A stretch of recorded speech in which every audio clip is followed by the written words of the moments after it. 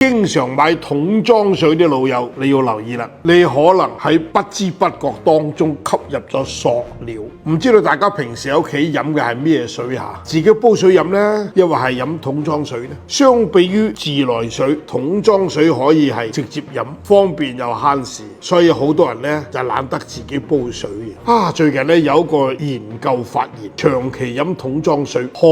能面臨微塑料污染嘅風險。瓶裝水嗰啲瓶喺被壓擠，又或者暴露喺高溫下邊嗰陣咧，佢可能會隨住嗰啲碎片脫落而進入水中，甚至喺反覆開關個瓶蓋嗰陣，更多嘅塑料顆粒會進入呢個水裏邊。研究表示，每升嘅桶裝水當中，平均大概含有24萬個可以檢得出嚟嘅塑料微粒，呢啲比頭髮絲仲要細1000倍嘅納米塑料，佢能夠穿透腸道、肺部嘅細胞，進入血液，甚至跑到心臟同埋大腦裏邊，增加患老人痴呆症嘅風險。除咗微塑料問題，桶裝水市場亦都存在好大嘅問題。正規嘅桶裝水呢，都係喺消毒過嘅生產車間，經過層層嘅工序，